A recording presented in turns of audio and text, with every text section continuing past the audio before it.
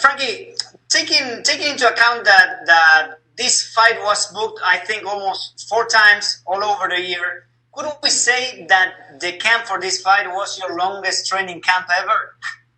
It definitely feels like it. Started, supposed to fight a month ago, so it pretty much add 5 weeks to 8 weeks. What was that, 13? I'm not good at math. So yeah, 13 weeks. I have done 12 weeks in the past, but yeah, this is definitely the longest camp, and I'm excited. I'm excited to finally, put all this work, to play on Saturday. And did all this rescheduling affect your preparation? No, it didn't. I mean, the hiccups kind of sucked. My weight was pretty close in July, but I went home, took a week off, let my body rest, and gained a bunch of weight. And then, once we're back to it, I got squared away. I got, I got pretty much refocused. And it was, to me, it's a blessing in disguise. I was able to prepare more, kind of fine-tune things. Like I said, I was able to know that I could get close to the weight class without really feeling too depleted. Okay, and Frankie, taking into account your experience and considering the COVID-19 context, how are you adapting to all these new things in this fight week? Yeah, I mean, adapting like we're all in the same boat, right? So I got to do it. My opponent's got to do it. Everybody in the car's got to do it. So I'm just rolling with the punches. I'm not letting anything really affect me. It's new. It kind of makes fight week a little more refreshing, I guess, in a sense, because I've never done it this way. I've been fighting for a long time. Shit can get kind of redundant, but this is all new to me. So I'm looking at it that way. And which kind of fight do you imagine for Saturday? Did you change anything from your last fights? I mean, I just always try to improve my skills. I'm going to go out there. I'm going to push the pace hard. Training went well. My conditioning feels great. So I'm just going to be a typical Frankie Edgar fight. I'm going to get in his face and push it from bell to bell.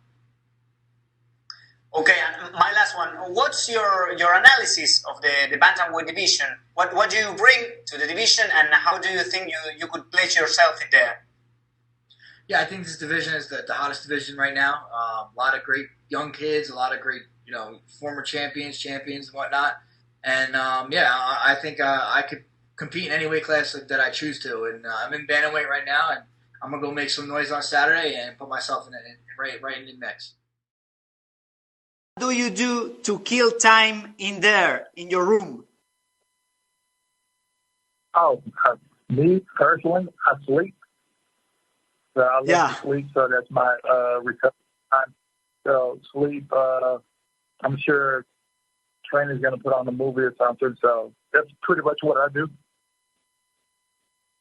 Okay. And talking about the fight, well, you're facing Alonso Menifield. We all know he has heavy hands, but you not only have knockout power, but also a great submission game. So where would you like the fight to take place on Saturday? Personally, I don't care. As long as I get my hand raised at the end of the night, Alonso definitely have knockout power. I have knockout power in my hands and feet, and my submission game is very unorthodox. So I think anywhere can play out for me because I can hit you from pretty much anywhere, and if the fight goes on the ground, I can submit you from probably anywhere. Okay, and now that you came back to the light heavyweight division, are you planning to stay here, or we could see you fighting in heavyweight again?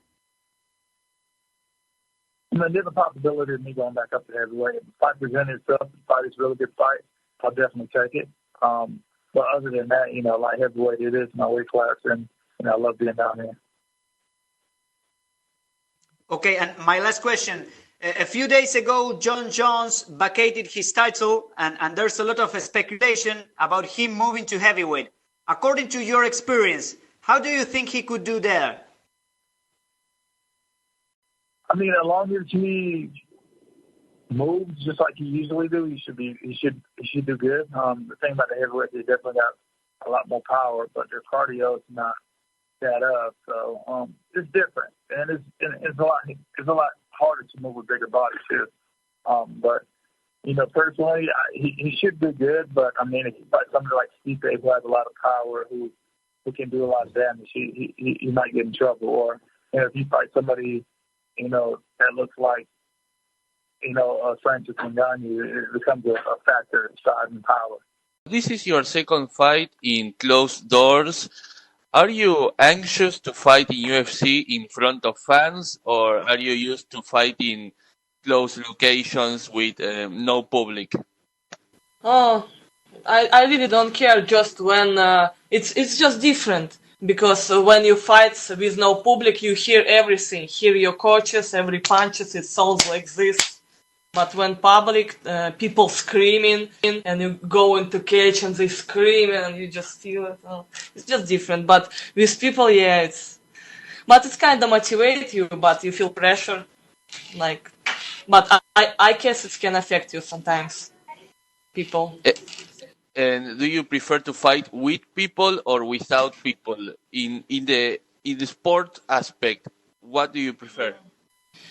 Of course, I want to fight without people, but it's not will be like this always. Like one time, people come in and I'm supposed to fight with a lot of people. It's okay, I will get it. When people watching, they screaming, and you just walking and feel this, you like frustrated. So this is your second fight in UFC, and between them there is a few months.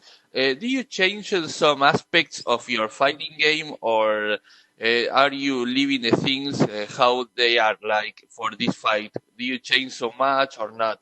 Not so. Of course I change. I change every my fight. I grow up every time, and I get some things my coaches teach me, and now I'm better than I was. Like every fight I'm better than I was. And after your first win on UFC, UFC kind of put its spotlight on you, they love your victory in social media. A lot of people talking about that. How did you felt? Like, as you say, you are the first woman from Kazakhstan being in the UFC, and now UFC puts its spotlight on you.